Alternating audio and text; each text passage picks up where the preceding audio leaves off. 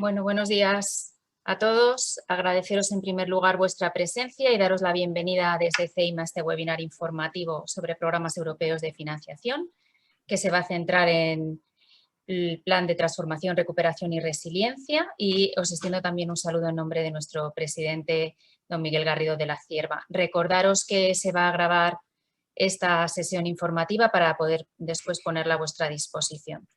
Quiero comenzar, como no puede ser de otra manera, agradeciendo a los organizadores y a los estupendos profesionales que hoy nos acompañan, en especial a la empresa PKF Atest y los ponentes que nos van a acompañar esta mañana. Doña Elisa Gil, directora de Regulation and Public Policy en PKF Atest, don Román García, asesor de política financiera y de inversión de la Comisión Europea, doña Mar Santana, directora de empresas de Madrid Metropolitana de CaixaBank, doña María Prieto, socia de Income en PKF Atest, don Tomás Font, director general de Wolters Kluwer Tax and Accounting, y don Luis Ocías, jefe de la Oficina de Proyectos Europeos de CEOE.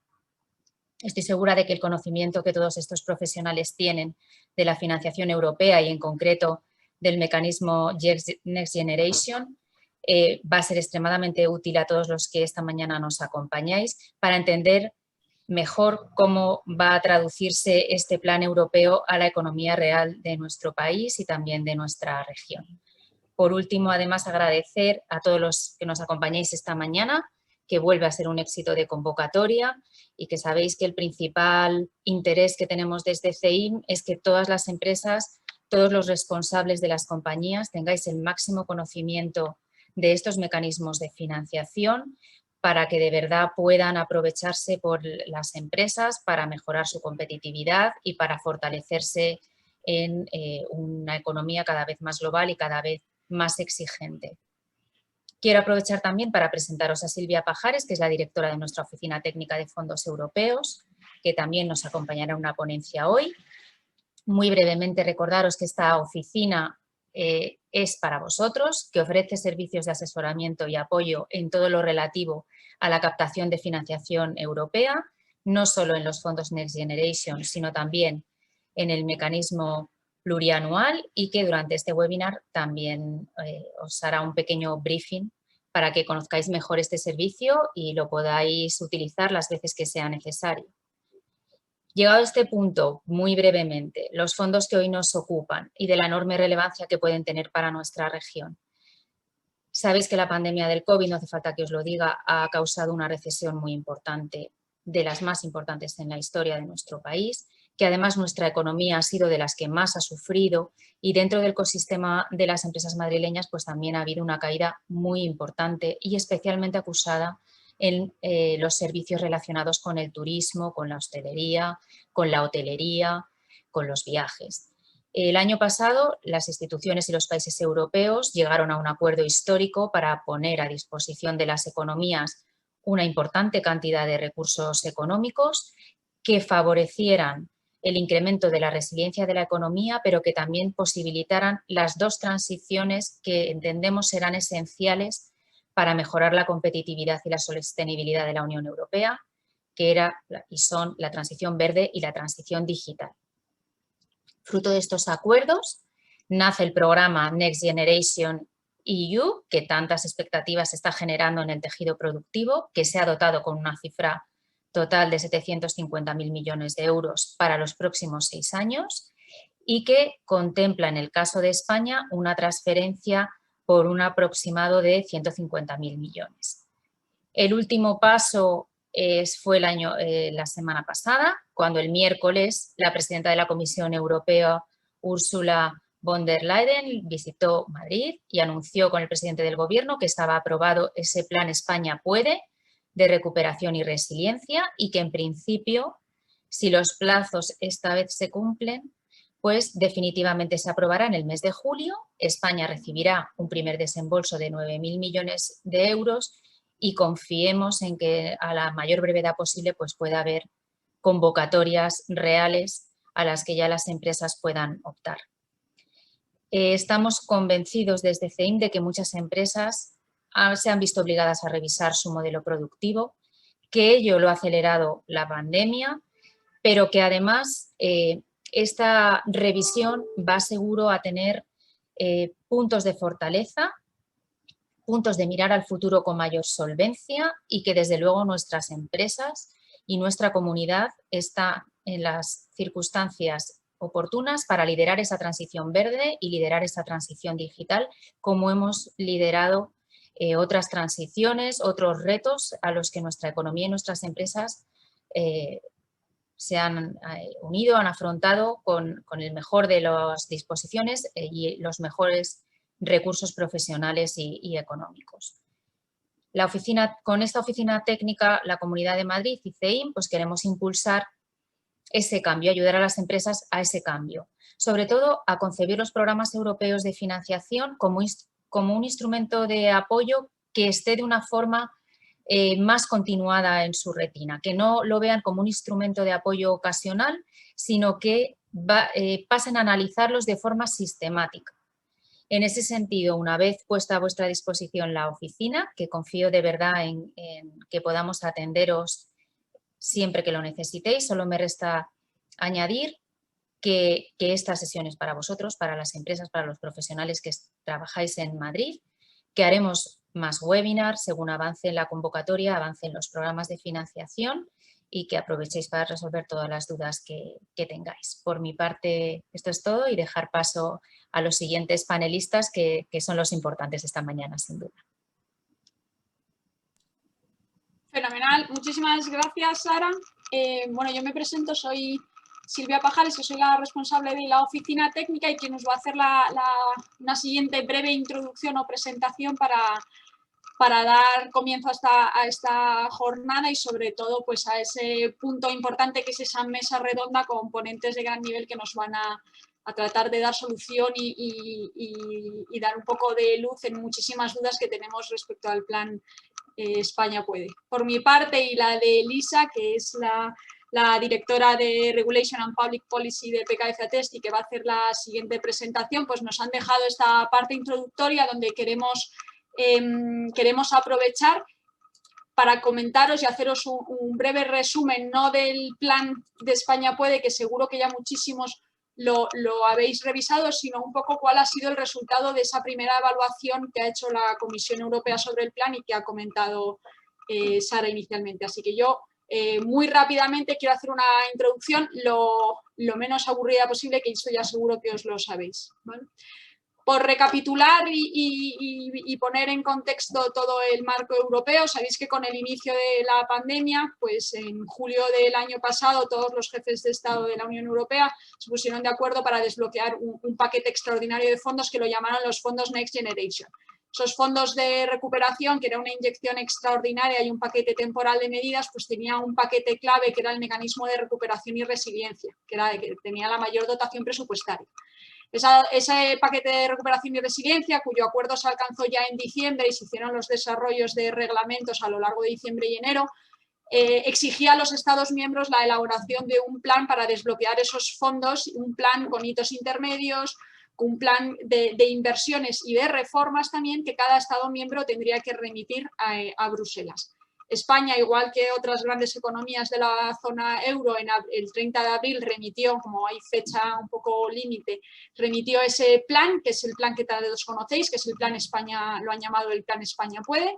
Es un plan que tiene 10 palancas, 10 capítulos de inversión y 30 subapartados o componentes. Está dividido en reformas e inversiones, hay al total de 200 medidas, mitad en reformas y mitad de inversiones, que es lo que hemos remitido a Bruselas para su valoración.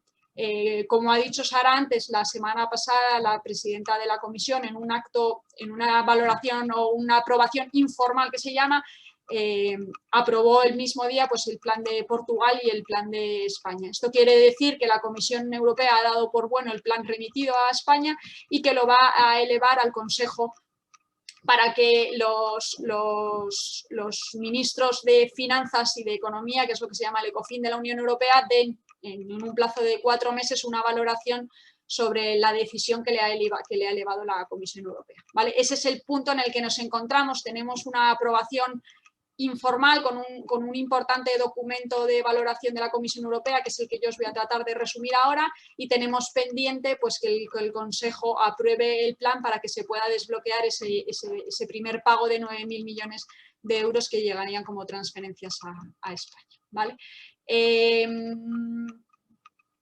Focalizando un poco en esa valoración que ha hecho la Comisión Europea sobre el Plan de España, pues sabéis que había 11 criterios a valorar.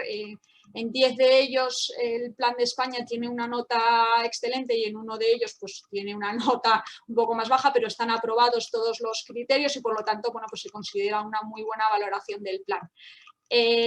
No voy a explicar aquí esos 11 criterios, pero sí que nos gustaría poner focos en 3 apartados específicos. Uno es el impacto macroeconómico que se espera que la inyección y la puesta en marcha de este plan, que como os he dicho no solo tiene inversiones ni que se vaya a poner financiación pública, sino que tiene una parte importante de reformas y que tiene que calar en la economía. Y luego la parte más cualitativa de evaluación de cómo impacta ese plan y la puesta en marcha de ese plan en los objetivos de eficiencia energética y de transición digital, ¿vale? Ya por último os comentaré cuáles son esos mecanismos de gobernanza y doy paso a Elisa que va a profundizar en todo eso, ¿vale?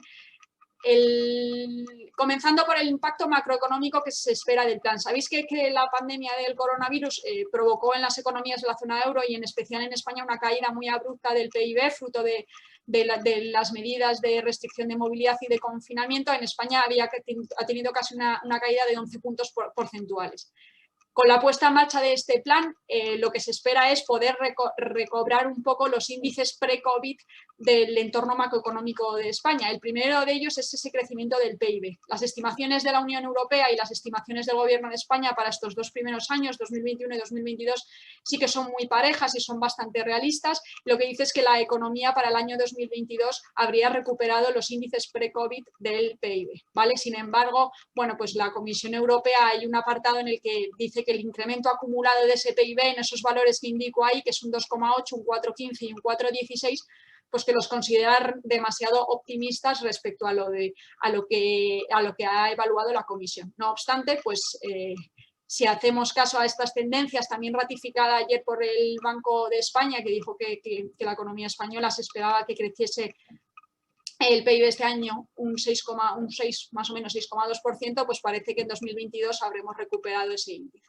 El otro apartado específico y donde sabéis que España tiene una asignatura pendiente es el empleo. Las tasas de desempleo en España son muy altas. En este año 2021 ha llegado casi al 15,5%. En 2021 seguirá esa tasa, pero se espera que a lo largo del 2022 esa tasa de desempleo se reduzca hasta un 14,4%. Como veis, no es una tasa significativa y eso significa que España tiene que poner en marcha esa serie de reformas que están contenidas también en el plan, como sabéis que son la reforma laboral, la reforma de las pensiones y luego la sostenibilidad fiscal, que ahora mismo no está asegurada. El documento de la Unión Europea, y que os animo si queréis, de la Comisión Europea, perdón, y que os animo a que evaluéis, también hace referencia a otros indicadores macroeconómicos, como pueden ser la inflación o el grado de endeudamiento de las administraciones públicas, ¿vale? Pasando a una parte más cualitativa y poniendo el primer objetivo en el impacto en la transición verde, el programa de España, en los 10 primeros componentes del plan, de los 30 que hay, los 10 primeros componentes tienen un objetivo de dar solución a esa transición verde. España, el 40%, casi el 39,7% de las inversiones que están previstas en el plan están identificadas para dar solución a esos objetivos de transición verde, ¿vale? Esos 5 bloques que hemos resumido ahí es un poco los aspectos que se han evaluado a lo largo de todo el plan y donde España va a poner especial foco. En la parte de eficiencia energética y reducción de los gases de efecto invernadero, sabéis que la componente de construcción y de edificación tiene una importante inversión y además la Comisión Europea en su documento de evaluación dice que ese plan de recuperación no va a ser suficiente para alcanzar esos objetivos a través de la rehabilitación de edificios y que se necesitará la movilización de capital privado y de capital público adicional, ¿vale? Para la parte de energías renovables se está poniendo mucho foco en el uso de esas energías, de la parte del hidrógeno verde, que además se le quiere dar un enfoque de proyecto a gran escala con lo que se han llamado los PERTES y un sistema eléctrico flexible, descentralizado y dinámico. La parte de economía circular, y este es un punto que nos gustaría resaltar, hace especial énfasis en que las empresas tienen un papel muy clave en esta parte de economía circular y de gestión de residuos, ¿vale? Otros apartados a lo mejor menos de acto empresarial y sí más que recaen en la gestión del gobierno, pues está la gestión hídrica de España, de todos los recursos del litoral y de todos los recursos hídricos que tiene, la gestión del suelo y de la biodiversidad, ¿vale? De la parte de transición digital, que es muchísimo más transversal, está casi recogida digamos, en el 80% de los componentes del plan, tiene una dotación del 28,2%. ¿Cuál es el resumen que se hace del plan de España y de la situación de España en estos casos? España tiene unos datos muy buenos de conectividad, es uno de los países de la Unión Europea con más despliegue de banda ancha, pero sin embargo tiene una alta demanda de esos servicios, pero sin embargo no tiene desarrolladas unas competencias digitales, ni a nivel de población en general, ni a nivel de especialistas TIC en particular. Por eso sabéis que hay un componente específico, el componente 19, que tiene que poner especial foco en ello, que es en el desarrollo de profesionales del ámbito TIC y en específico del ámbito de la ciberseguridad y de la inteligencia artificial. Por lo tanto, no va acompasada esa demanda de especialistas TIC y esos altos niveles de conectividad con la situación de desarrollo en capacitación digital que tiene España. Para esto y para el desarrollo también y el uso de integración de tecnologías en las pymes se encuentra el componente 13, que luego os harán más detalle en él, pero bueno, que lo tengáis como referencia porque ese impulso a la pyme va muy orientado a esa digitalización que sabéis que es donde tenemos una pequeña brecha. También esa brecha digital, y como pone el primer componente, se encuentra en que esa conectividad entre las zonas urbanas y las zonas rurales obviamente no está estandarizada y hay que tratar de corregir. ¿Vale? Y yo, por finalizar y no extenderme más, me gustaría terminar esta ponencia haciéndoos un poco de referencia a algo que preocupa mucho a las empresas, que es la gobernanza de ese plan y quién es el responsable de estos fondos, a quién tenemos que acudir o quién es un poco quien da la cara en Europa y con el resto de comunidades autónomas. Sabéis que los fondos que llegan desde la Comisión Europea son gestionados directamente por el Gobierno central y por lo tanto han designado a una Secretaría General de Fondos Europeos dependiente del Ministerio de Hacienda para que sea el interlocutor con la Unión Europea. Además, de ella depende una nueva dirección general que han creado para el mecanismo y el plan y que es la que va a coordinarse con el resto de entes públicos y de administraciones territoriales, ¿vale? El papel de la IGAE, que es la Intervención General del Estado, sigue siendo el que es hasta ahora en todo lo que tenga que ver con mecanismos de contratación o de financiación pública, que es una autoridad de control en ese mecanismo, ¿vale? Así que simplemente que tengáis como referencia que las comunidades autónomas se coordinarán con el Gobierno principalmente a través del Ministerio de Hacienda y sobre todo de la ya tan conocida conferencia sectorial del Plan de Recuperación y Resiliencia y que Elisa os va a comentar más en detalle a continuación. Así que por mi parte, pues nada más. Espero que haya sido de vuestro interés y Elisa, cuando tú quieras. Pues muchas gracias, Silvia, y bueno, muchas gracias por permitirme participar en este espacio que creo que es de tremenda actualidad y oportunidad, ¿no? Me presento, soy Elisa Gil, soy la directora de Regulación y Public Policy de PKF Atest y me corresponde, pues, junto con Silvia, hacer esta introducción a lo que yo considero que es la parte mollar, ¿no? de esta sesión, que es la mesa redonda, que estoy segurísima que va a ser de muchísima utilidad. Me toca hablaros de, a partir de ahora, ¿qué? Vale. Voy a tratar de ceñirme en estos 10 minutos a toda la cantidad de cosas que creo que son importantes, ¿no? Se dice de esta ocasión en la que estamos que esto es un reto de país y yo creo que es muy acertado. Un reto de país significa que hay una implicación directa de todos los actores afectados. Esto no solamente afecta a las empresas, sino que creo que tiene una implicación absolutamente esencial por parte de los poderes públicos, que son a los que les corresponde marcar los criterios, las políticas y los cauces por los que tenemos que ir, ¿no? Como dice Silvia, la presidenta de la Comisión Europea dio una validación informal la semana pasada. Quedan dos requisitos para que empiece a llegar el dinero, ¿no? La primera es la ratificación previsiblemente el 13 de julio por parte del ECOFIN Y luego deciros que también la Unión Europea, para hacer frente a estos pagos, esto que nos dan, los 9.000 millones de euros que nos dan ahora, son una prefinanciación, ¿no? Ha hecho emisión de deuda en los mercados, la semana pasada hizo la primera, captó 20.000 millones y pretende hacer antes del periodo estival 2 emisiones más para poder hacer llegar antes de septiembre a los Estados miembros el dinero.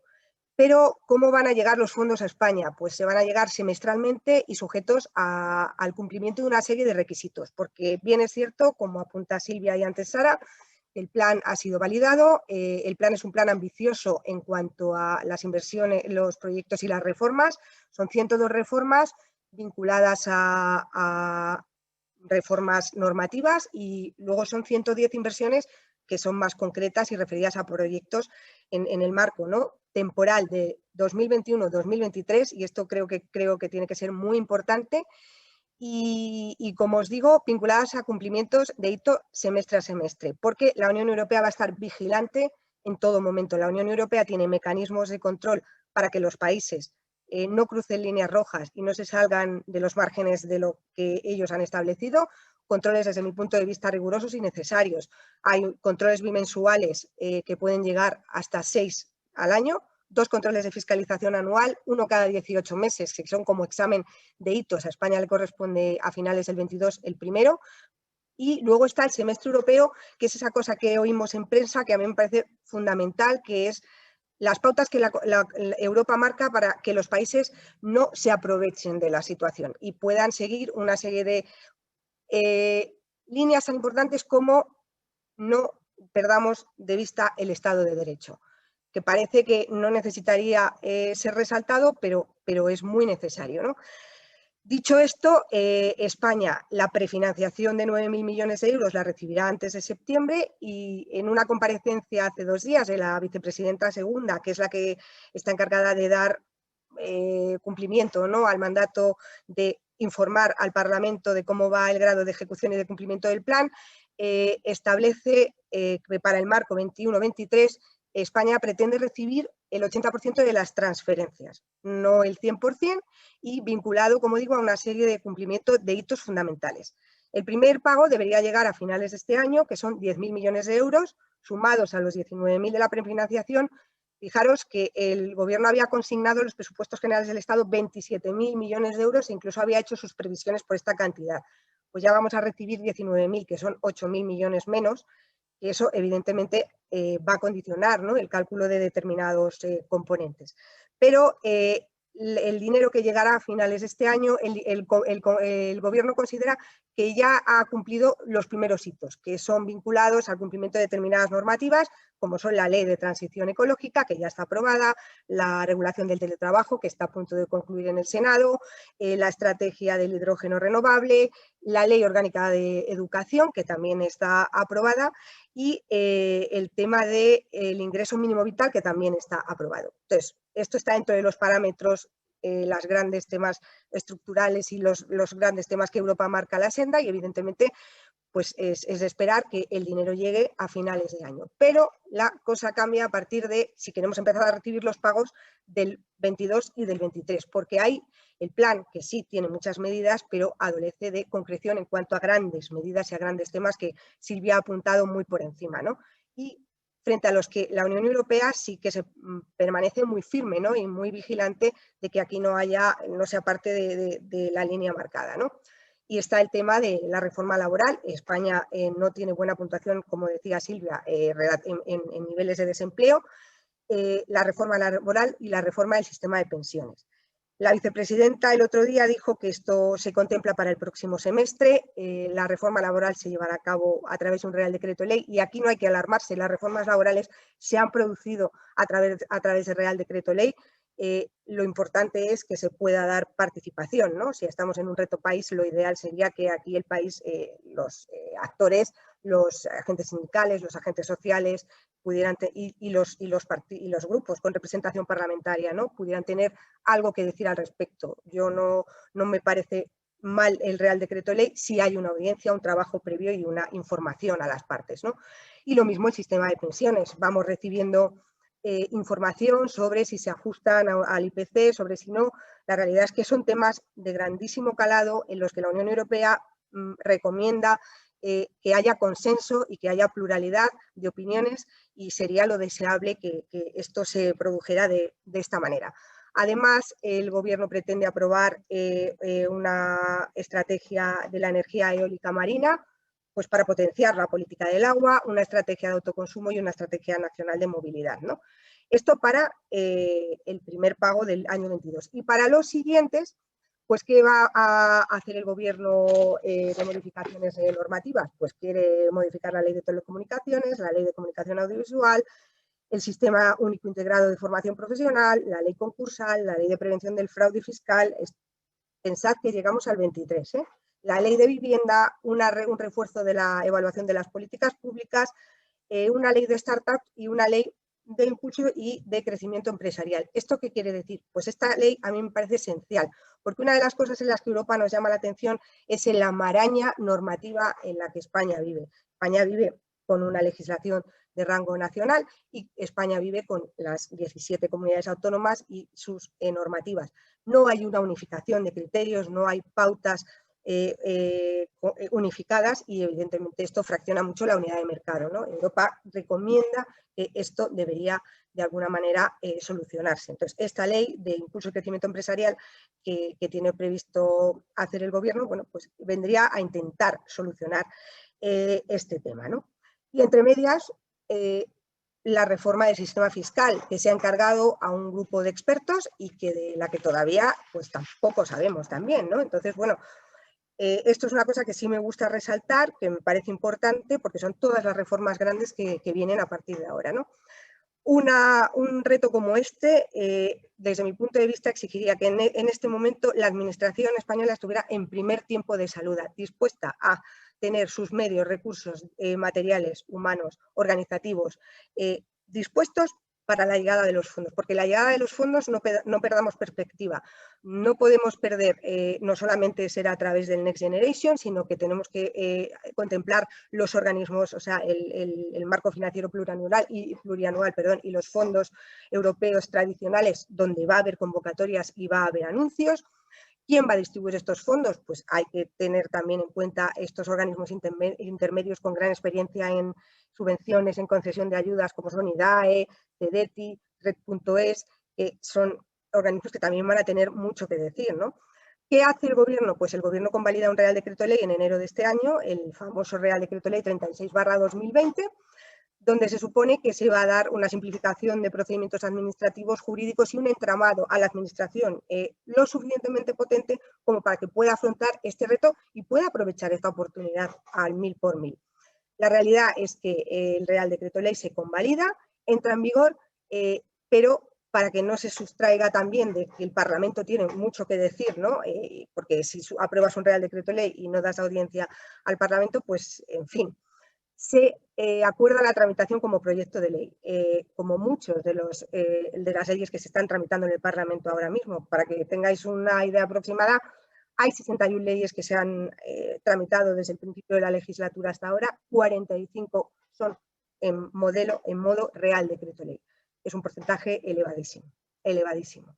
Entonces, el Parlamento tiene la facultad, como os decía, de poder votar a favor de la tramitación como proyecto de ley de estos Reales Decretos Ley, pues porque considera que son temas que son de calado suficiente. La realidad es que desde que se acuerda la tramitación de este proyecto de ley, del Real Decreto Ley famoso, ha habido 19 ampliaciones de plazo de enmiendas. Quiere decir que no se ha trabajado nada, no se ha hecho nada. Hubiera sido una ocasión fantástica para las lagunas, las carencias que puede tener el Real Decreto Ley, las preocupaciones que tienen las empresas, las preocupaciones que tiene el sector empresarial. Se hubiera podido enriquecer, ¿no? O cubrir lagunas, en su caso, de este Real Decreto Ley. Pero es que no se ha empezado ni siquiera a tramitar, con lo cual esto es septiembre, cuando empiecen a llegar los fondos, no va a estar disponible, ¿no? El Real Decreto Ley establece figuras importantes que estoy segura en la mesa redonda se van a tratar, introduce la figura de los PERTEs, pero no el instrumento jurídico a través del cual se van a canalizar. Hay que tener en cuenta que son proyectos estratégicos de dotación plurianual, no se dice nada en el Real Decreto Ley, no se habla tampoco, se habla de la creación de una ventanilla única que a fecha de hoy Tampoco se habla de los proyectos concretos que se van a desarrollar, si hay unificación de pliegos, si hay un procedimiento previo de autorización por el Estado y luego un control siguiente, que será así, por las autoridades europeas, la elegibilidad de los proyectos, la cofinanciación de los proyectos. Ojo, que esto a mí me parece muy importante, los proyectos no se financian al 100%, la empresa va a tener que financiar una parte importante y de esto tampoco se dice nada porque no conocemos porcentajes. Y finalmente, para terminar, ¿no?, con lo que Silvia apuntaba, donde lo dejó, la gobernanza. La gobernanza, Europa considera que un mecanismo de estas características necesita un control, una organización importante interna y desde luego lo que hace es decir que debería haber un organismo independiente que velara por todo esto. La gobernanza es endogámica, depende de la presidencia del gobierno, de la Secretaría General de los Fondos Europeos, del Ministerio de Hacienda. Todos los proyectos irán a través del Consejo de Ministros, con lo cual no hay un organismo independiente que pueda velar por esto. Y al final deciros que, como decía Silvia, ¿no?, la conferencia sectorial famosa que pretende canalizar las relaciones con las comunidades autónomas se ha reunido 2 veces y lo único que sabemos es que el presidente del Gobierno en julio convocará la conferencia de presidentes para informarles de cómo se va a gestionar el tema de los fondos con las comunidades autónomas. Como veis, es un trabajo ingente, es una información tremenda, es un reto muy importante y yo creo que hay que estar a la altura de este tipo de situaciones. Por mi parte no sigo, doy paso a la mesa redonda, que es lo que me parece interesantísimo, y muchísimas gracias. Fenomenal, muchísimas gracias, Elisa, porque además has hecho un esfuerzo de concentrar muchísima información y que seguro que surgen unas cuantas dudas al respecto de cómo se va a canalizar.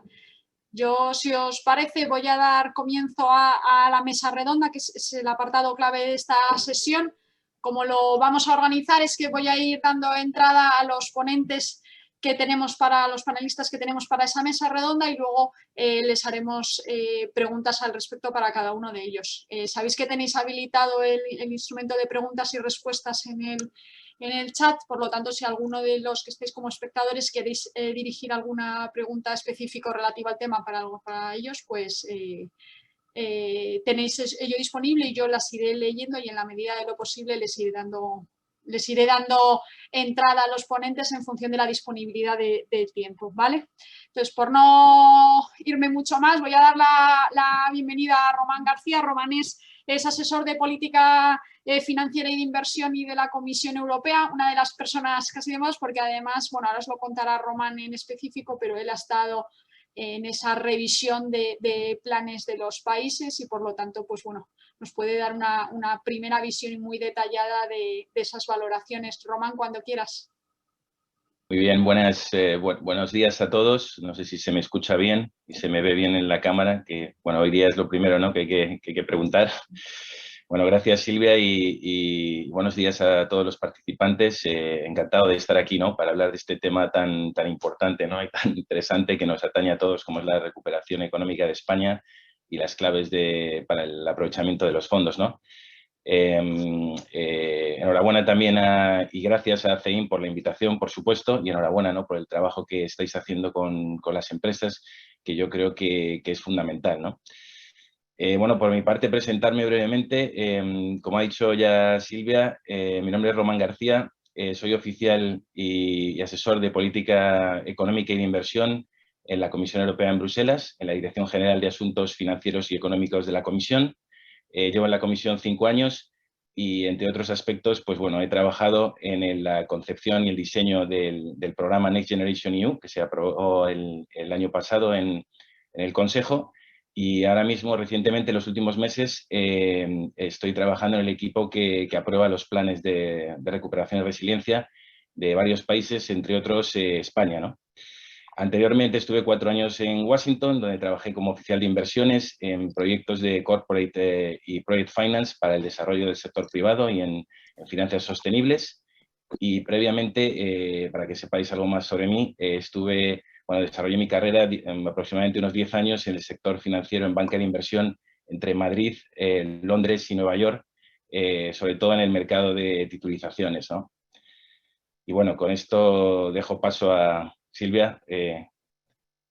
Dejo paso a Fenomenal, otros. muchísimas gracias y muchísimas gracias por supuesto a ti por participar hoy en una sesión, porque además sabemos que has tenido unos meses de mucho trabajo y muy entretenidos, y para nosotros es un lujo poderte tener hoy en esa mesa redonda, así que volveremos a hacerte preguntas. Está también conectada Mar Santana. Mar es la directora de Empresas de Madrid Metropolitana de CaixaBank y por lo tanto también una persona clave en este aspecto por la gran capilaridad que tienen los bancos y ese contacto tan estrecho con las empresas, que es al final nuestro objetivo y las grandes objetivo de que ejecuten los fondos. Mar, cuando quieras, encantadas de que te presentes. Buenos días, muchas gracias. ¿Se me escucha bien? Sí, perfecto. Que hemos tenido unos problemas de conexión. Muchas gracias, Silvia. Oye, pues nada, en primer lugar también agradecer, como ha hecho Román, a CEIN que nos haya invitado a participar en estas jornadas, al apoyo que estáis dando a la empresa, además en unos momentos tan difíciles como estamos viviendo durante el año 20 y todavía 21. Y también, pues bueno, un placer compartir esta mesa con los distintos ponentes que poco a poco luego tú ya irás citando. Efectivamente, soy la directora comercial de empresas de Madrid Metropolitana. Pues llevo prácticamente casi 30 años en banca, la mitad de los cuales en banca de empresas. Por lo tanto, espero que con la experiencia que tengo, pues poderos aportar, pues además del enfoque de los fondos de Generation, un poco lo que estamos viendo que las empresas las dudas que nos están suscitando y cómo ven ellas que les podemos ayudar. Comentaros también, pues bueno, que además de la formación en SADIS, pues he sido también miembro del Comité Consultivo de Accionistas de CaixaBank. También desempeño el cargo de vicepresidente de la Cámara de Comercio Internacional y fui en su día consejera de una compañía de blockchain, de un consorcio de 13 bancos europeos para lanzar una plataforma de blockchain de comercio exterior que se llama WeTrade y que ya está en funcionamiento. Como os decía, también miembro del Comité Consultivo de Accionistas de CaixaBank y muy comprometida tanto con el talento sin género. Soy redactora del Código de Buenas Prácticas para mejorar la competitividad de la empresa, junto con la asociación EGECON, que nos invitó la ONU a presentar esta iniciativa, y ya hay muchísimas empresas del IBEX que se han adherido al código, que es totalmente gratuito, y también muy vinculada con la educación financiera, porque creo que es uno de los pilares fundamentales para que la sociedad y la empresa pues vayan mejorando día a día. O sea que muchísimas gracias de estar compartiendo aquí estos momentos con vosotros. Fenomenal, Mar. Pues nada, muchísimas gracias. Volveremos a hacerte preguntas de las empresas, que por tu gran experiencia tienes bien conocidas todas sus necesidades. Doy paso a María. María es socia de la empresa Income y una gran especialista en proyectos de I+D y con una amplia experiencia en proyectos ya de la Unión Europea, como puede ser H2020. Así que, María, es un placer tenerte con nosotros hoy. Muchas gracias Silvia, se me escucha y se me ve bien, entiendo. Muchísimas gracias a CEIM por dejarnos este espacio hoy, no solo a mí, sino también a Elisa, contando toda la parte de regulación, que es un poco la base de todo lo que se va a generar en los próximos años, y estamos todos esperando que esto empiece la máquina a funcionar, y a partir de estas cosas que nos ha contado Elisa tan interesantes, pues creo que todos tenemos que empezar a saber, ¿no? Yo soy socia en PKFATES de Income, que es el área de la firma donde nos ocupamos de ayudar a las empresas a conseguir incentivos públicos en todas las áreas y además a todos los niveles, ¿no? Ayudas en forma de subvención, en forma de préstamo, tanto con las administraciones regionales como a nivel nacional, como también, como dice Silvia, en los programas europeos, donde se compite directamente con todos los países de Europa, y ahí tenemos, bueno, pues yo creo que España puede estar orgulloso de los resultados que tienen nuestras empresas en esos programas, que son muy competitivos. También ayudamos a las empresas en todo lo que tiene que ver con los incentivos fiscales a la I+D y a la innovación tecnológica, que a veces desmerece un poco porque todo el mundo está esperando las subvenciones, pero la parte fiscal es muy importante. Y es una gran ayuda el ahorro fiscal para las empresas y algunos mecanismos que hay habilitados creo que son fundamentales para que también los tengamos en cuenta y no miremos solo las subvenciones y los préstamos que hay por la parte pública.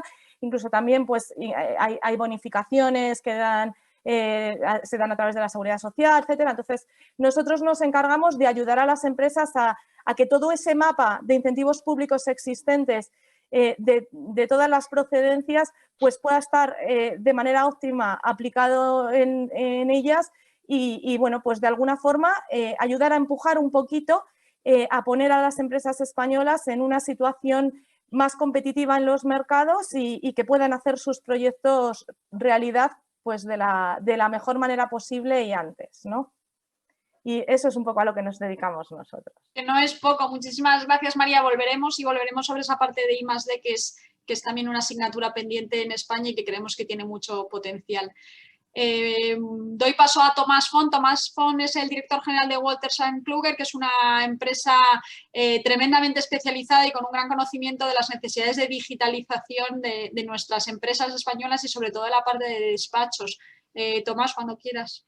Sí, muy buenos días. Gracias, Silvia, por la introducción. Gracias a CEIM también por la organización de esta sesión, que obviamente me parece tremendamente necesaria e importante. Como presentación, pues decir, como apuntabas, ¿no? Soy el director general de Wolters Kluwer Tax and Accounting en España. Llevo en la casa pues más de 10 años y bueno, también soy miembro del consejo asesor del clúster digital de Barcelona, que bueno, pues va muy en línea con lo que estamos apuntando hoy, ¿no? Cómo digitalizamos las compañías y por dónde empezamos, que ahí está la clave, ¿no? Pero más que hablar de mí, también me gustaría hablar de quién represento. Wolters Kluwer, apuntabas que es una compañía especializada en el ámbito de los despachos. Es correcto, es así. Somos una compañía tecnológica que básicamente desarrollamos soluciones en el ámbito fiscal, contable, laboral y de gestión para despachos profesionales y para empresas. Y claro, obviamente la oportunidad de los fondos Next Gen pues remueve todo este mercado y hace que tengamos entre todos, y creo que en las distintas intervenciones que hemos tenido hasta ahora, pues lo han puesto de manifiesto, pongamos un poco de orden en todo esto para sacarle el máximo partido posible a la situación y oportunidad que tenemos, que como país es tremendamente importante, ¿no? Venga, gracias ya y con ganas de empezar la mesa. Venga, gracias, Tomás. Por último, doy paso a Luis Socías, que es el jefe de la Oficina de Proyectos Europeos de COE y uno de los principales implicados en que esa evangelización sobre estos proyectos europeos y estos fondos Next Generation lleguen al mayor número de empresas españolas posibles. Así que, Luis, cuando quieras. Hola, Silvia, buenos días. Y gracias. Veo que tengo un problema con la cámara, que me pone que está deshabilitado. Pero ahora en todo te la caso, intentamos habilitar, sí, que hay que hacerte anfitrión.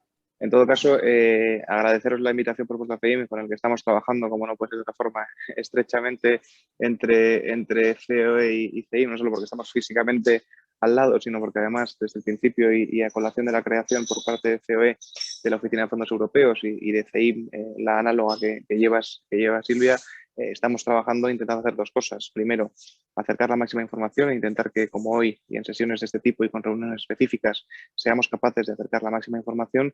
Y en segundo lugar, porque estamos intentando ponernos a disposición del Gobierno central y en este caso a través de Silvia, del Gobierno autonómico, para que una vez hemos tenido el visto bueno de la Comisión, empecemos con lo importante que es la ejecución de fondos.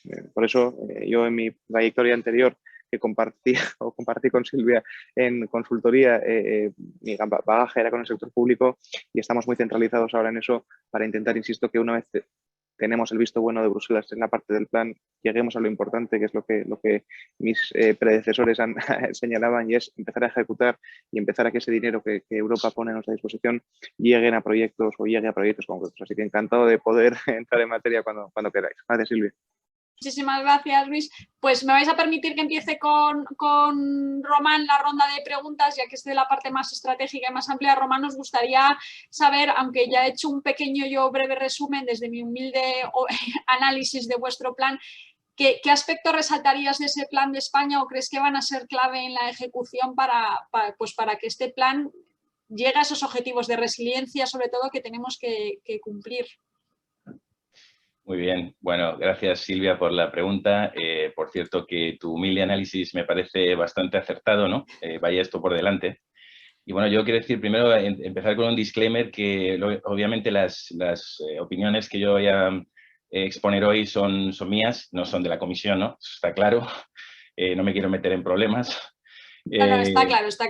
Y bueno, voy a empezar, mira, con un quote, si queréis, ¿no? Que a mí me gusta mucho porque lo veo muy al caso, ¿no? Y es un quote del presidente Eisenhower que decía que plans are nothing and planning is everything, ¿no? Y yo es que esto lo he visto pues a lo largo de toda mi carrera en las distintas organizaciones donde he trabajado, y esto cómo se aterriza el asunto que nos compete esta mañana. Pues bueno, al final podemos estar hablando toda la mañana y probablemente bueno, pues el resto del año sobre si el plan en sí mismo es bueno, es regular, es muy bueno, etcétera, ¿no? Pero al final lo que hace bueno o malo un plan, sobre todo, es cómo se implementa, ¿no? Y yo creo que la primera cosa que hay que tener presente es, al margen de que obviamente la atención mediática, política y todo ha sido sobre si el plan hasta ahora, porque es la fase que tocaba, fase elaboración, ¿no? Pero pues es así, pero yo creo que donde realmente hay que poner los recursos y donde hay que ser fino es en cómo hacer esto un éxito en la parte de implementación, ¿no? Entonces, respecto a los aspectos, supongo que me preguntabas, ¿no? ¿Qué destacaría, no?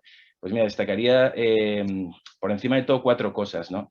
La primera es el fuerte enfoque que tiene el plan en el apoyo a la transición digital y green, ¿no? Y verde, ¿no? Que tú ya has comentado, casi el 40%, ¿no? de las inversiones y reformas están destinadas a apoyar este objetivo, y el 28% en lo que se refiere a la transición digital, ¿no? Estos dos, la transición ecológica y digital, son 2 de los 6 pilares estratégicos clave, ¿no? Y objetivos del programa en sí mismo, ¿no? Entonces, en ese sentido es bastante rico, y estas valoraciones las hago con respecto a otros planes, ¿no? que se han presentado aquí en Bruselas de otros países, ¿no? El segundo punto es el fuerte componente de reforma que tiene el plan, ¿no? Hasta 102 reformas, como ha dicho muy bien Elisa, ¿no? al empezar, están incluidas en el plan, y sobre todo el grado de cobertura, que es muy amplio, de las recomendaciones país y Country Specific Recommendations, que llamamos nosotros, que la Comisión Europea viene haciendo a España en los últimos años, ¿no? Esto es importante porque la filosofía misma del instrumento, integrado ahora en el semestre europeo, es precisamente esta, ¿no? Que los países puedan, bueno, pues hay una historia detrás, ¿no?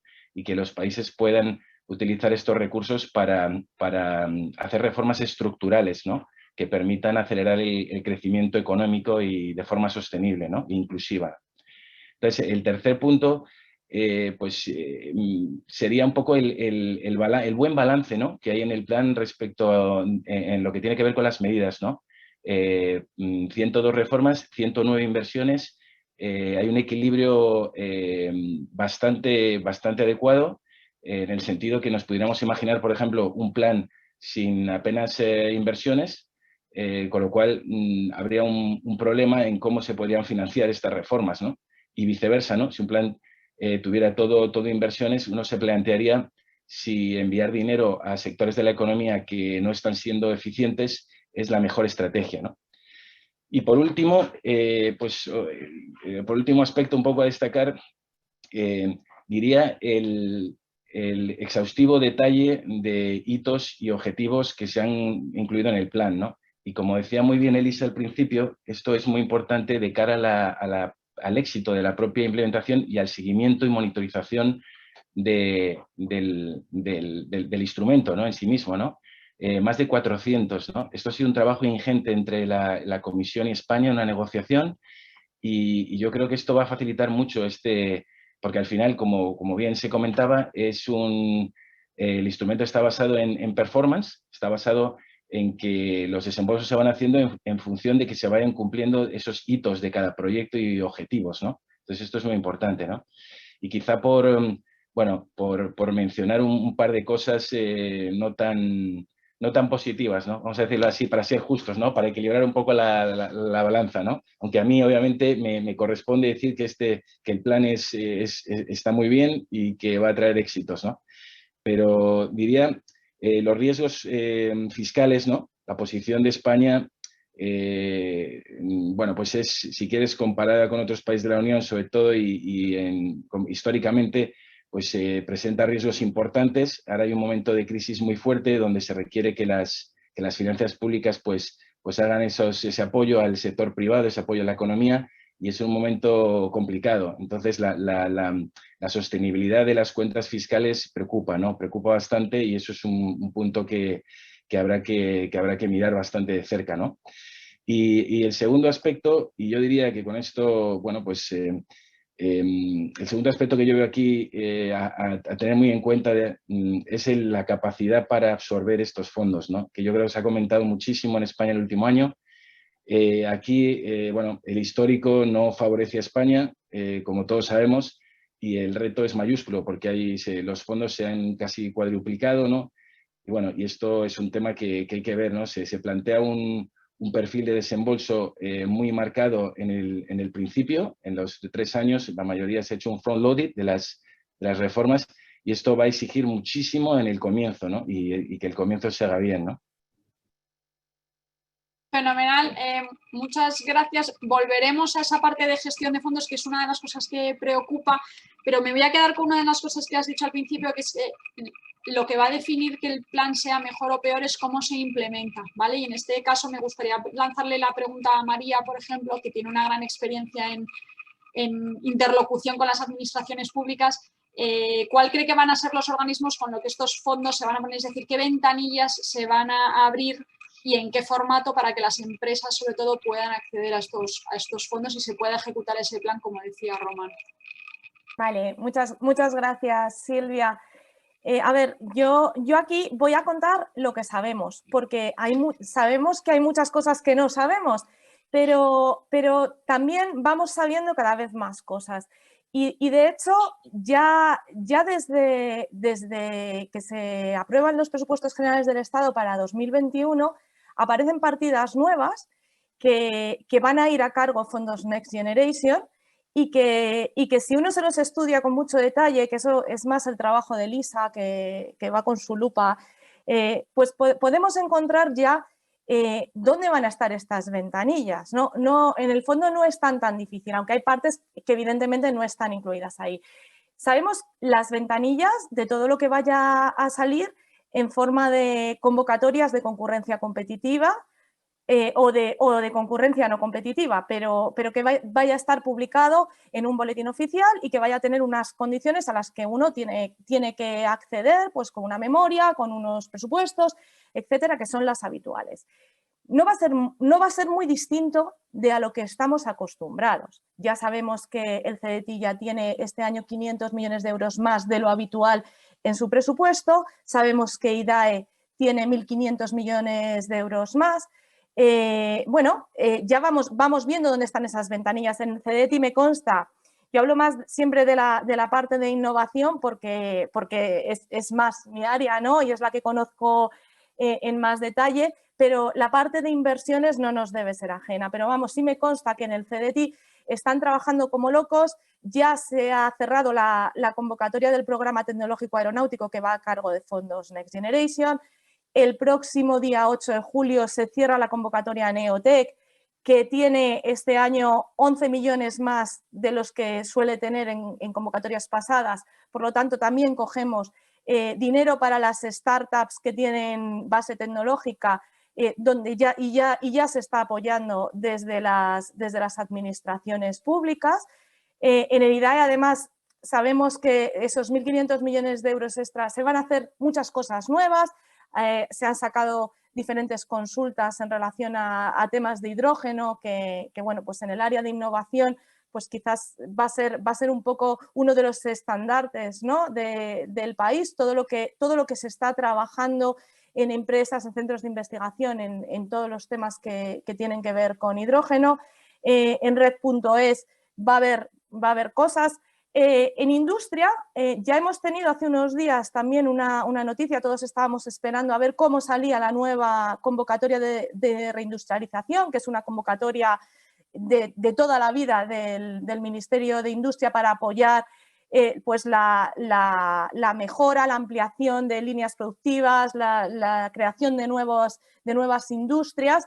Y bueno, nos ha sorprendido un poco cómo se va a ejecutar, porque es diferente a cómo estábamos acostumbrados, que era una convocatoria que publicaba directamente el Ministerio de Industria y la gestionaban de manera directa. Y bueno, este año se va a multiplicar por 2 prácticamente el instrumento. Se van a tener, hay novedades que son un poco extrañas para nuestra costumbre de cómo estamos habituados a recibir las ayudas, porque incluso pues se habla de fórmulas de equity, bueno, fórmulas un poco más yendo hacia Europa, en realidad, que son cosas que hemos comentado alguna vez, incluso Román y yo, ¿no? Pues unas fórmulas que no es la pura subvención, sino que, bueno, pues que exige también un esfuerzo posterior de la empresa en que recibo esta ayuda, pero yo luego me tengo que esforzar en que esto vaya bien adelante. Y va a haber 600 millones de euros en ayudas para el fortalecimiento de la industria, que en vez de en el Ministerio de Industria, el Ministerio de Industria se lo ha encomendado a Sepides la gestión. Vamos a tener fórmulas un poco más diversas de a lo que estamos acostumbrados, precisamente porque, por esto que decía Román, ¿no? Tenemos muchísimos más fondos, no estamos acostumbrados a gestionar toda esta cantidad de fondos, y cuando hemos tenido menos, no nos hemos podido quedar con ellos, o por lo menos con una buena parte de ellos. Entonces, yo creo que toda esta parte que contaba Elisa al principio de la regulación es fundamental, porque sí que hay algunas recomendaciones ya antiguas del Tribunal de Cuentas de la Unión Europea en relación al por qué no se están ejecutando los fondos anteriormente, y está claro que hay una serie de reformas estructurales y legales que hay que hacer para que eso se permita, porque la realidad es que las empresas están deseando que haya convocatorias, las empresas concurren, están informadas, o por lo menos esto es lo que nosotros percibimos desde donde estamos, ¿no? En general, hay un conocimiento muy bueno de todas las convocatorias que hay buena concurrencia, y luego pasan cosas, ¿no? Entonces, yo creo que esas reformas hay que hacerlas rápido para que de verdad esos fondos se puedan ejecutar, porque las ventanillas no van a ser tan distintas de aquellas a las que estamos acostumbrados, y estaremos alerta, ¿no? Con las orejas abiertas y con los ojos también muy abiertos para ir ayudando a que a través de vosotros en CEIM y de otras instituciones pues se dé suficiente información para que las empresas puedan acudir. Pero desde luego lo importante es que después este dinero no haya que devolverlo, que se ejecute bien y que se haga con cabeza. Así como mensaje final de conclusiones, ya hay ventanillas abiertas. No nos despistemos porque habrá nuevas, pero desde luego vamos a ir aprovechando las que se van abriendo. Y además hay que ejecutar ya presupuesto en 2021, y me consta que diferentes agencias y organismos están ya, sobre todo lo que tiene que ver con la parte de industria y de innovación, están a tope. Fenomenal, María. Me ha encantado tu mensaje de cierre, ese es importante.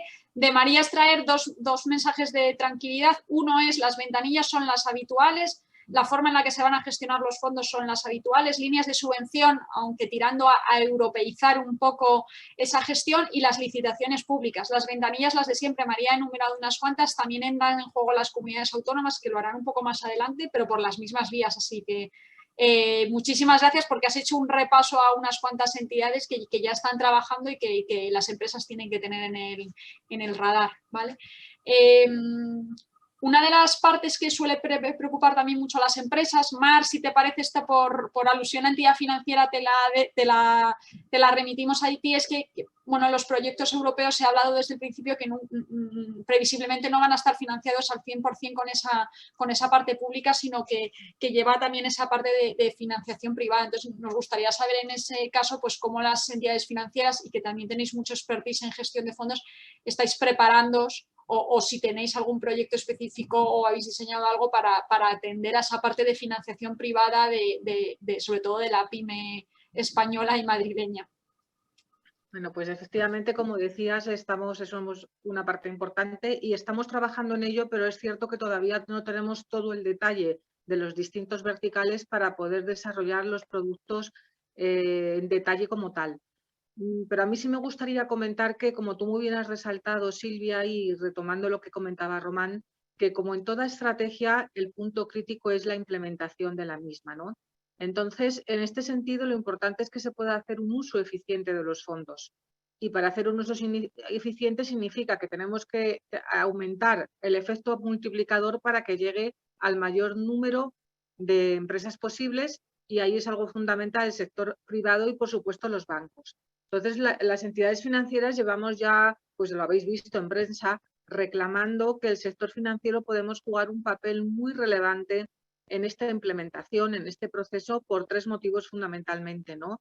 Y es por la capacidad que tenemos como agente canalizador, como ya hemos demostrado, por ejemplo, en el caso de otros fondos públicos como el ICO, gracias a nuestra capilaridad y al modelo de negocio que tenemos basado en la relación con el cliente.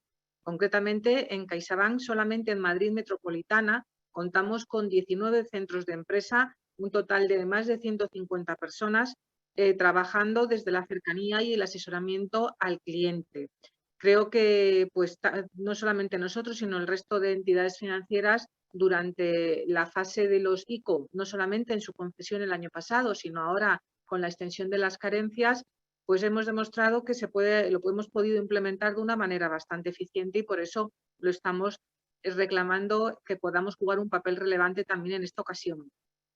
Comentabas también, muy importante, ¿por qué? Porque tenemos que ser capaces de apoyar al sector privado a complementar la inversión que va a venir, pues vía, como tú has comentado, pues préstamos o subvenciones, no más blandas.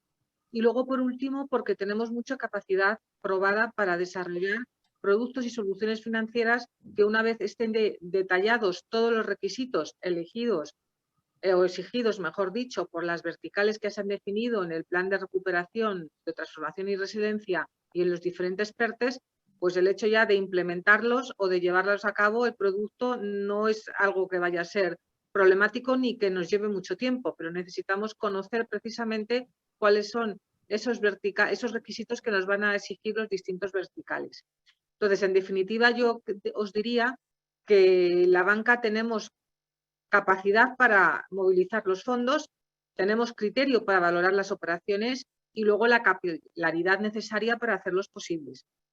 En el ámbito de los productos sí me gustaría que podríamos de entrada, y siempre con el disclaimer de que todavía no conocemos en detalle, podríamos distinguir por un lado lo que va a ser la subvención y lo que es la financiación pura del resto del proyecto. Entonces, en el ámbito de la subvención, pues productos parecidos podrían ser el anticipo de las mismas y luego el establecer líneas específicas de financiación para lo que sería el riesgo puro, entre comillas, del proyecto. Entonces, es en eso en lo que ya estamos dando una vuelta a ver cómo articularlo, pero comento esto principalmente, que dependemos de que finalmente la Administración nos quiera utilizar como canalizadores para poder llegar en la manera más eficiente y de la manera más capilar y multiplicadora a todas las necesidades.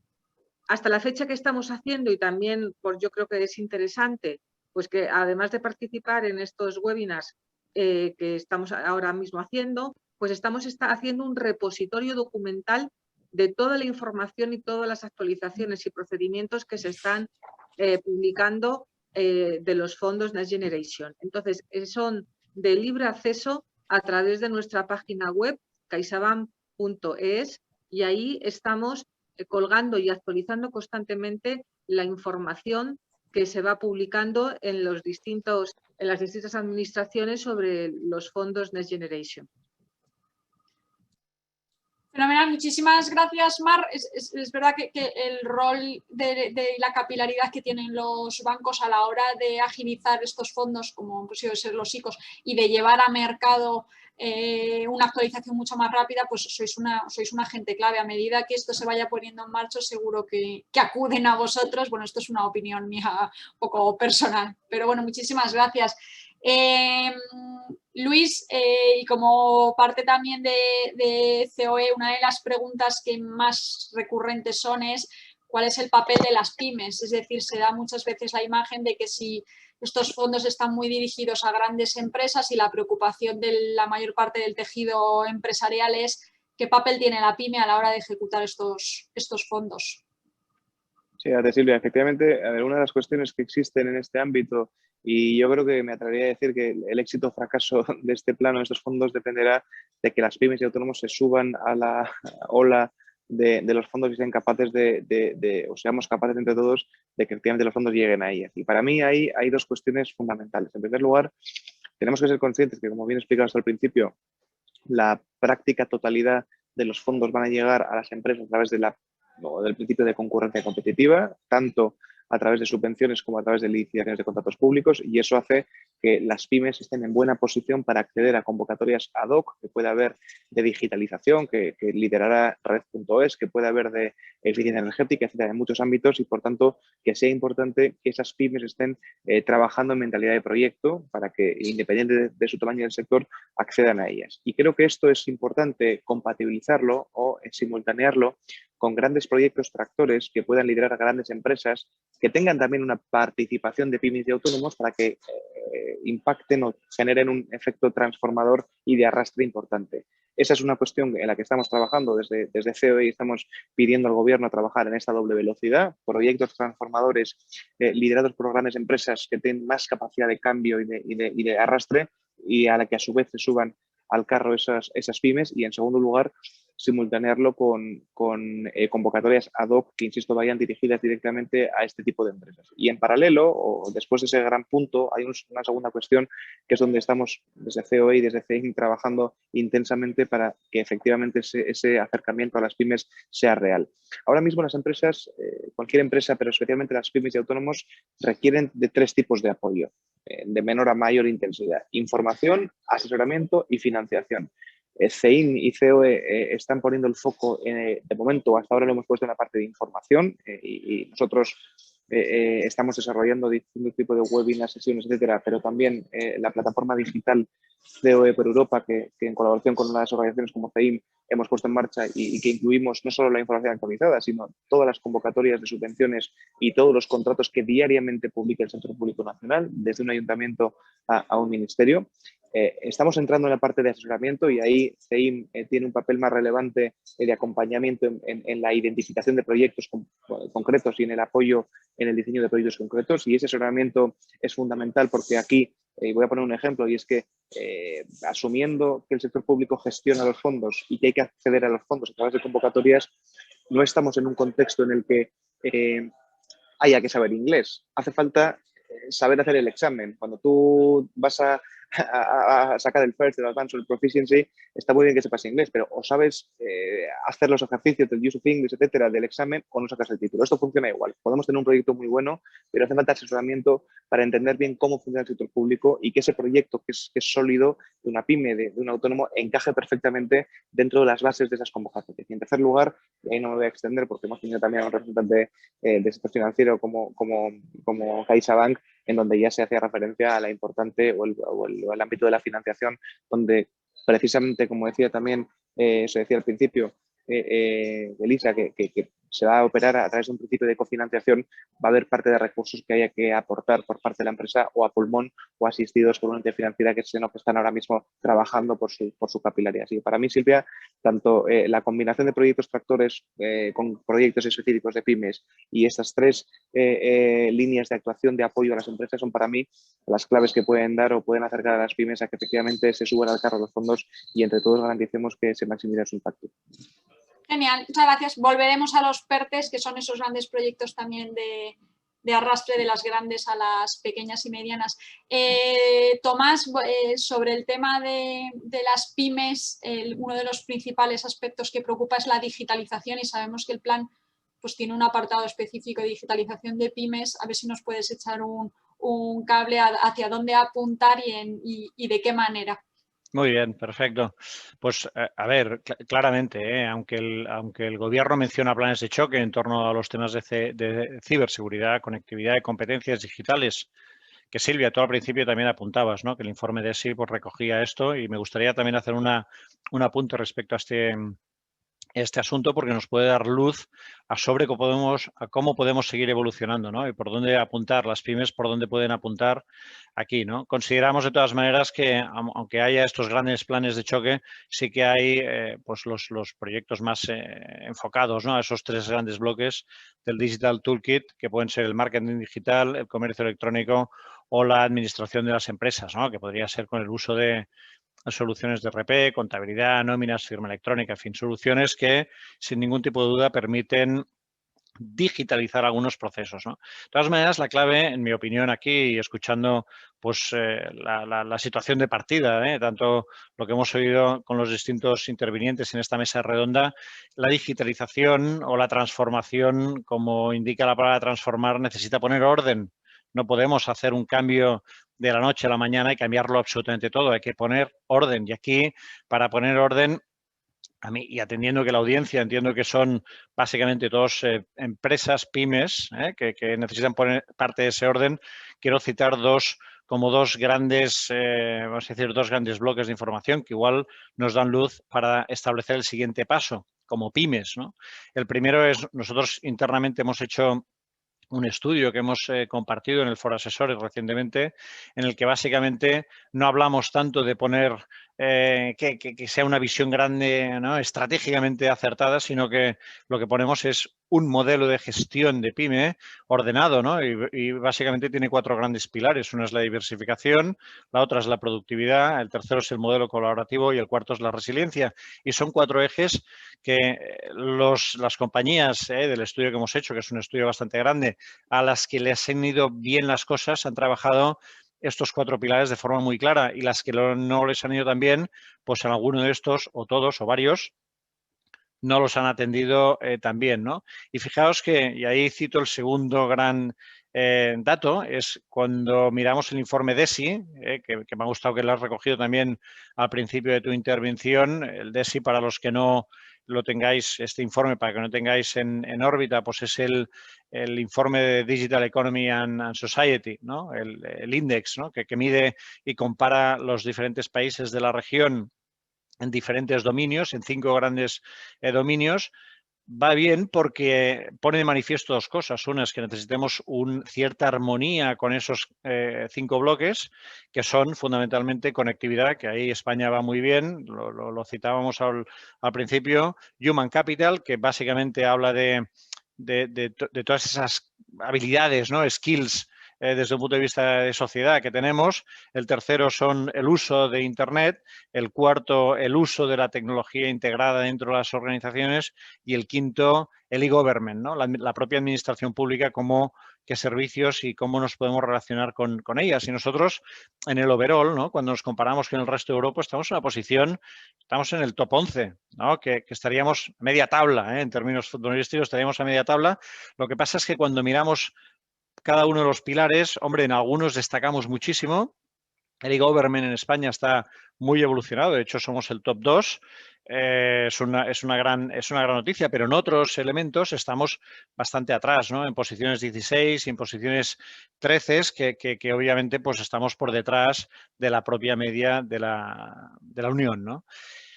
Esto básicamente porque lo cito, porque el propio informe, y ahí sí que ya concretando más en las pymes que pueden hacer, el propio informe habla clarísimamente de 4 grandes indicadores. El primero es la conectividad, de nuevo, que aquí nada que decir.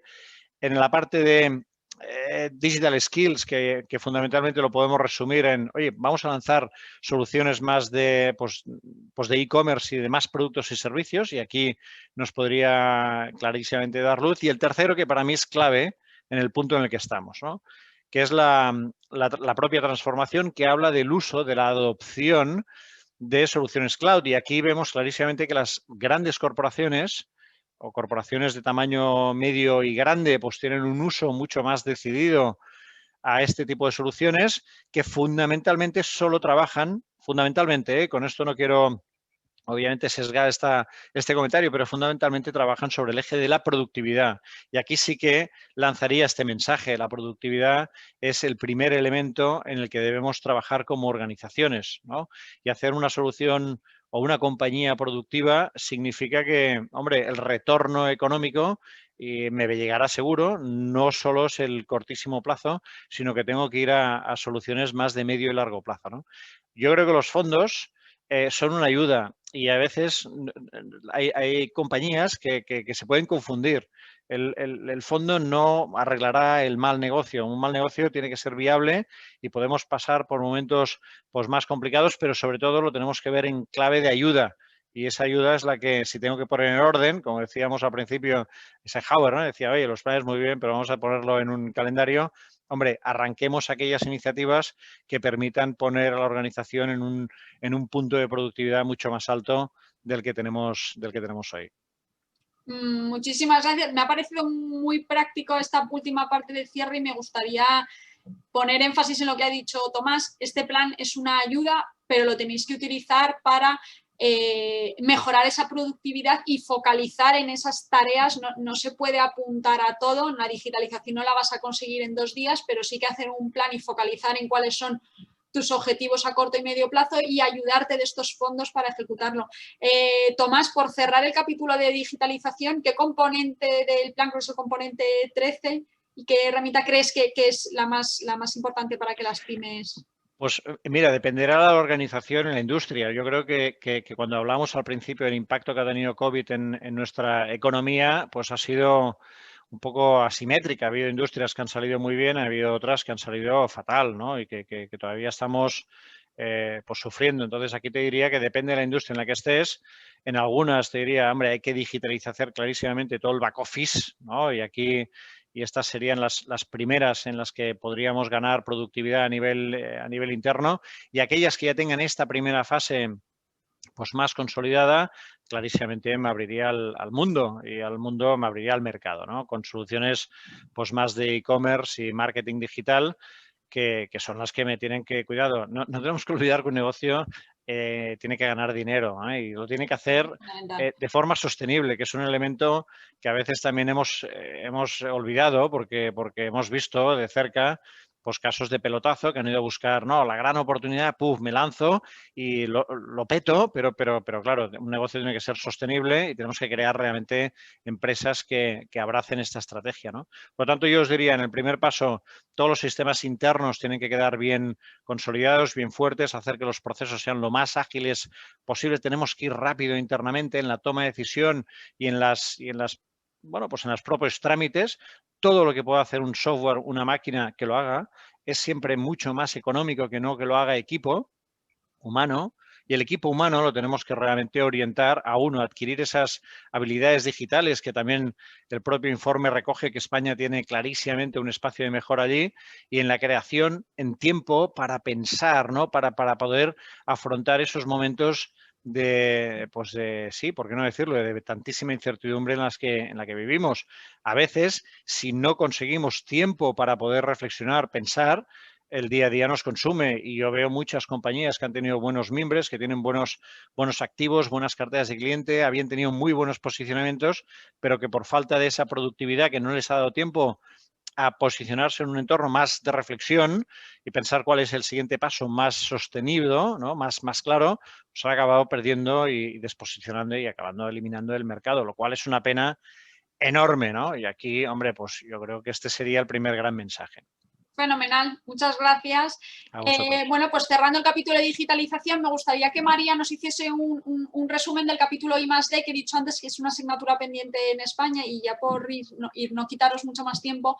María, sé que el plan tiene una parte de algún componente específico para ese plan de ciencia y de innovación. Si nos puedes hacer un brevísimo resumen, te lo agradecemos. Vale, brevemente.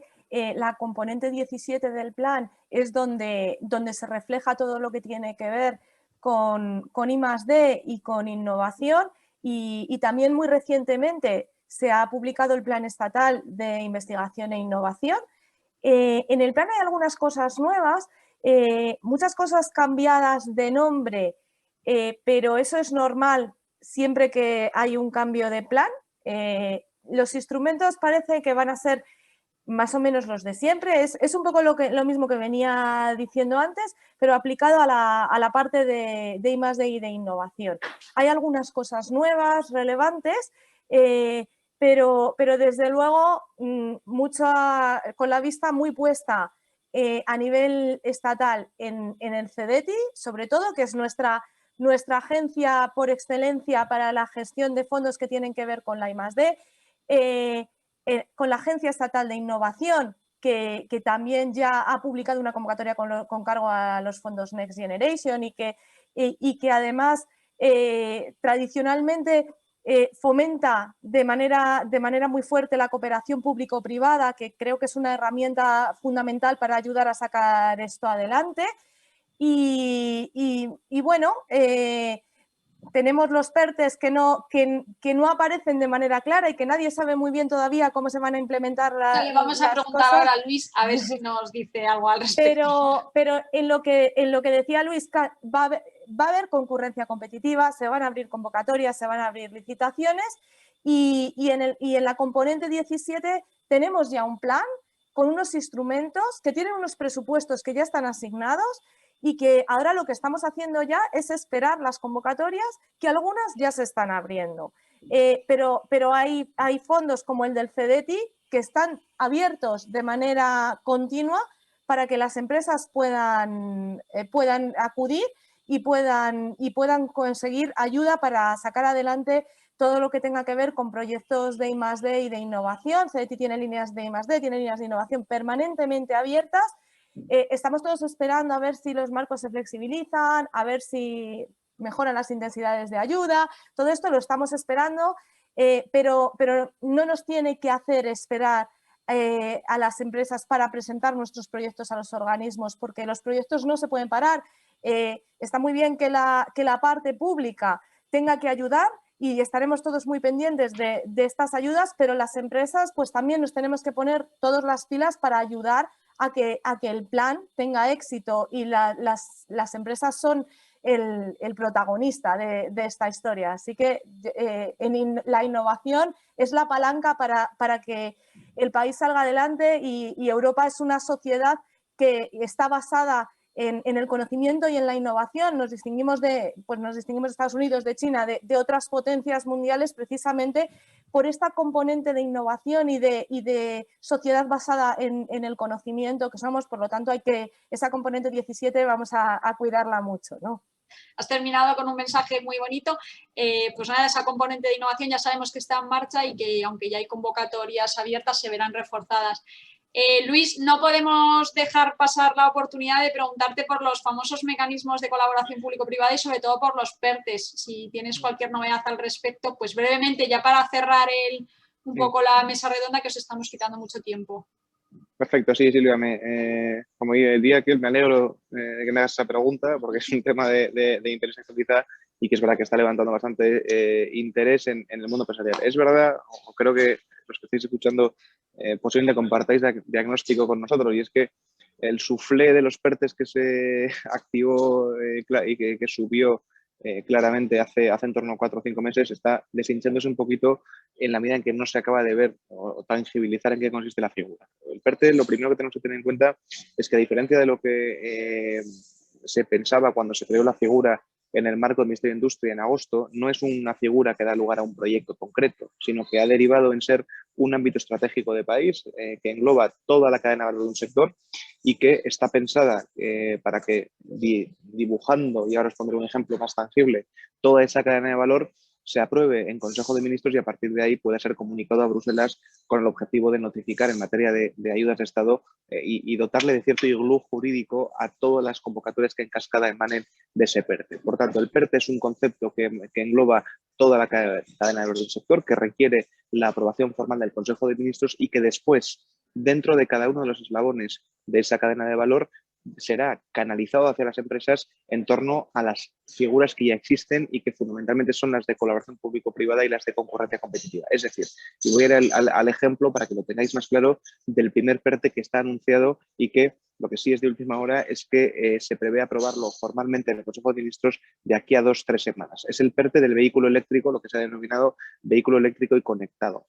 De forma que lo que el Gobierno va a aprobar en Consejo de Ministros es la estructura, lo que el Ministerio de Industria denomina esquema teórico del PERTE, es decir, cada uno de los eslabones que engloban esa cadena de valor. Y a partir de ahí, lo que está trabajando en paralelo el Ministerio de Industria es la elaboración de las bases reguladoras de las convocatorias que saquen para ejecutar cada una de esas piezas. Es decir, pensando en el vehículo eléctrico, en la parte de eslabones, el eslabón de la cadena de valor dirigida o vinculada con las baterías, parece que va a canalizarse en torno a consorcios de colaboración público-privada. Se ha anunciado ya el de SEAT y Iberdrola en Martorell, hay otro que se está cociendo en Extremadura con el litio, etcétera. En cambio, la parte de automoción, la parte de componentes de automoción, la parte de industria auxiliar, ensamblaje, se va a articular casi fundamentalmente en torno a convocatorias de subvenciones, que es en lo que, insisto, puede haber una mayor capacidad de canalizar fondos porque va a estar bajo ese glú jurídico que decía de ayuda del Estado. El primer PERTE que está trabajando es el que más avanzado está, que, insisto, se prevé que se apruebe formalmente en torno a finales de junio, principios de julio, en torno a la primera quincena de julio. El segundo que está anunciado y que lo anunció el presidente del Gobierno recientemente es el que está relacionado con la salud de vanguardia. El tercero que está cogiendo peso es el del sector agroalimentario y de momento son los 3 que mejor posicionados están. Pero claramente el más avanzado es el del vehículo eléctrico y los otros 2 se prevé que puedan aprobarse después de verano, en torno a septiembre-octubre. Esto nos lleva a tener que trabajar en 2 cosas. Primero, en que por fin se concrete jurídicamente y se aporte seguridad jurídica respecto de cuál va a ser el funcionamiento del PERTE, porque solo tenemos por escrito, como quien dice, 4 artículos en el Real Decreto 30 de 2020 que regulan esta figura, pero hace falta desarrollo reglamentario. Se hablaba de un registro que todavía no está creado, se hablaba de una aprobación formal en el Consejo de Ministros que falta por ver. Por tanto, es la primera cuestión. En segundo lugar, lo que también es importante, y vuelvo a unirlo con el discurso, con el mensaje que lanzaba en mi pregunta anterior, es una figura que no está llamada solo a la participación de la gran empresa, que está pensada para que se incorpore un importante componente de pymes y de autónomos, de forma que sean proyectos transformadores que cambien nuestra economía y que hagan 2 cosas para los que han nacido los fondos, que a la vez que recuperen la economía, la transformen hacia un modelo más económico, más digital, más verde y más industrial. Por tanto, eso es la foto actual de los PERTE, Silvia, y en lo que ahora mismo está trabajando el Gobierno en este ámbito. Fenomenal, muchas gracias. Pues nada, seguiremos atentos a la prensa, que es últimamente mucho a lo que nos dedicamos. Sabremos qué pasará por Consejo de Ministros. Y como decía María, están un poco diluidos esos PERTEs a lo largo del plan, pero sí que parece que el de hidrógeno, el de la salud y el de automóvil pues son uno de los principales PERTEs que va a salir. Quiero cerrar esta mesa redonda dirigiéndole una pregunta a Román. Y es que, ya que él tiene muchísima experiencia en la Comisión Europea, ha estado evaluando planes y concebiendo este plan Next Generation desde el principio, no solo tiene la visión de España, sino que puede tener la visión de cualquier otro país de la Unión Europea. Nos gustaría que, saliendo del marco nacional, pues si nos pudiera reflejar algunas claves de éxito para que efectivamente pudiésemos ejecutar esos fondos y desde la humilde posición de las empresas, pues trabajar en lo que sea posible. Gracias, Silvia. Bueno, esto es la pregunta del $1.000.000, ¿no? Que hablan por ahí, ¿no? Dime la clave del éxito, ¿no? A ver, bueno, yo creo que obviamente hay muchísimos factores, ¿no? Pero por comentar y algunos de los que yo voy a mencionar pues 4, ¿no? Por resumir y ser breve. Y algunos pues afectan más, obviamente, las empresas. Soy consciente de la audiencia de hoy. Les involucran más y en otras pues menos, ¿no? En primer lugar, como yo comentaba al comenzar esta charla, es la capacidad de España, y digo España porque todos los agentes, ¿no? Que van a formar parte de la implementación del plan para absorber estos fondos, ¿no? Y aquí para esta capacidad para absorber los fondos, yo veo distintos factores. El primero, muy importante, el comenzar bien. Esto parece una cosa de perogrullo, pero en este caso no lo es. Imaginaos lo que podría suceder si comenzar bien es importante porque va a generar confianza, va a generar un momentum, ¿no? que va a ser muy útil, ¿no? Para todo el país, para poder ejecutar este plan de forma satisfactoria, ¿no? Y esto en este caso es más importante que muchos otros, ¿no? Dadas las restricciones y el reto que supone, ¿no? Entonces, comenzar bien este año, el que no se empiecen estos hitos que hablamos, que se puedan cumplir y que se hagan los desembolsos bien y que los proyectos tengamos, bueno, pues historias de éxito al comenzar. Segundo, que estos más de 416 hitos y objetivos, que otra cosa que tampoco parece nada digamos, de otro mundo, pero que se vayan cumpliendo, ¿no? Por un lado, mensaje para las empresas que estén muy bien informados de cuando presenten sus propuestas de cuáles son estos hitos, ¿no? De cada uno de los sectores, de cada una de las políticas, porque esto es lo que realmente es necesario para que esos proyectos se vayan a aprobar, ¿no?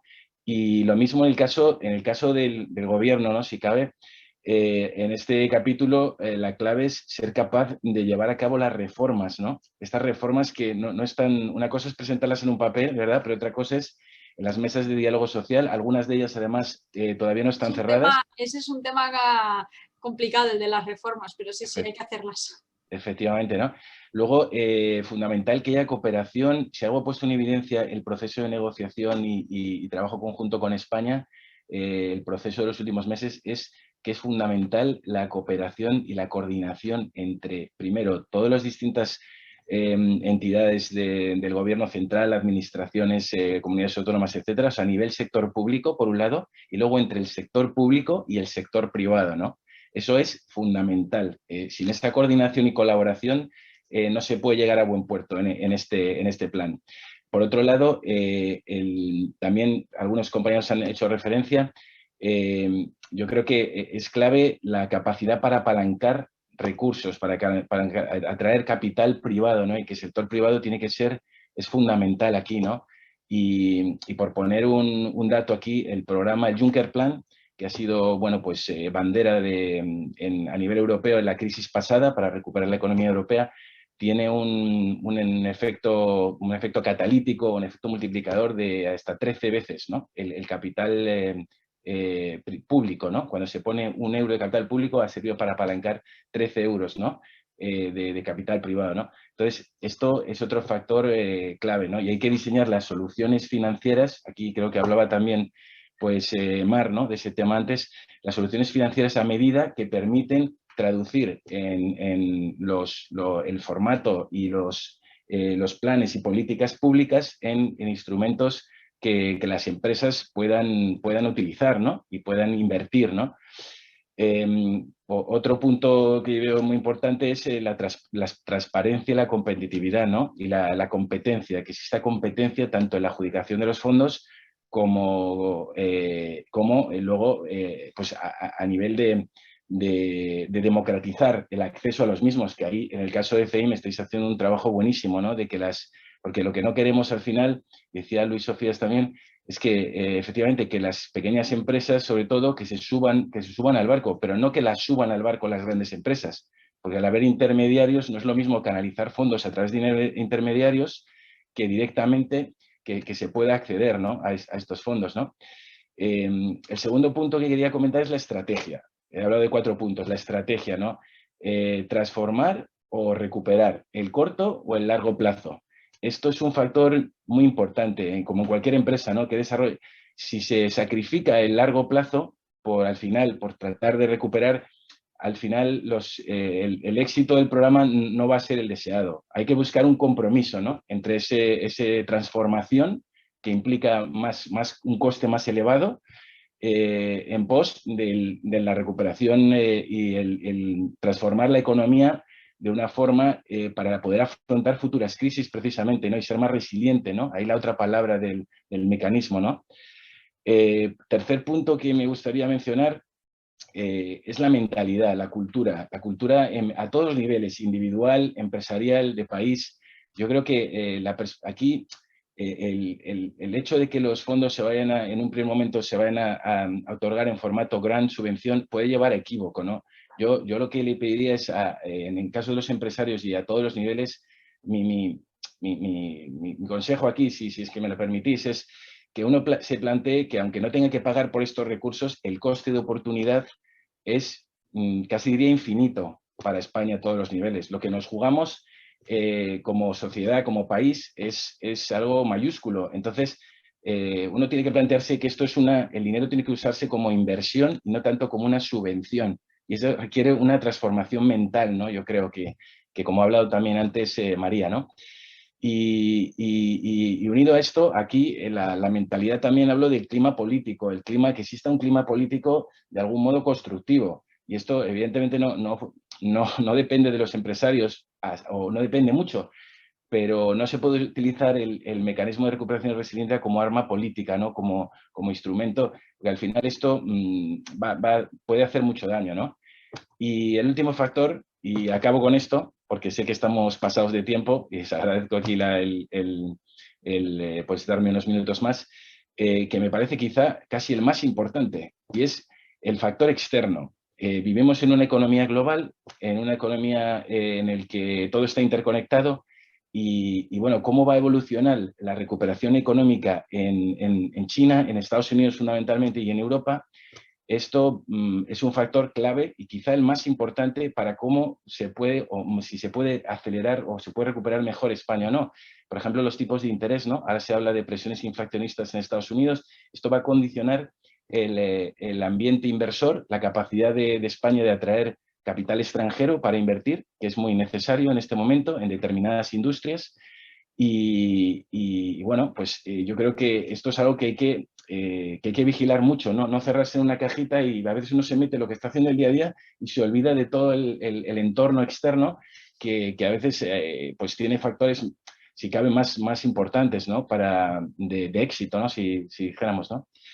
Y bueno, con esto termino y dándoles las gracias, ¿no? Otra vez por la oportunidad de hablar hoy en esta jornada tan interesante y bueno. Nada, ha sido un placer. De tus 4 puntos y de tu exposición me voy a quedar con 2 para cerrar esta sesión ya y perdonadnos la mala gestión del tiempo. Una es que las empresas cuando presenten sus proyectos tengan en cuenta esos hitos intermedios que tiene que cumplir España porque les va a ayudar mucho a focalizar el objetivo. Y la segunda es la de ese gran coste de oportunidad y que también lo decía Tomás en su intervención. Esto no lo toméis como una subvención para ver en qué ejecuto los fondos, sino que lo toméis como una inversión para salir reforzados de esta crisis y para que vuestra empresa sea muy competitiva, porque si no lo hacéis ahora, el coste de oportunidad es muy amplio. Así que nada, muchísimas gracias a todos. Seguro que quedan muchas preguntas en el aire, pero no las podemos contestar hoy todos, así que por mi parte ha sido un placer poder moderar esta mesa con grandes participantes de este nivel y espero que hayan quedado dudas muchísimo más solventadas. Muchísimas gracias a todos.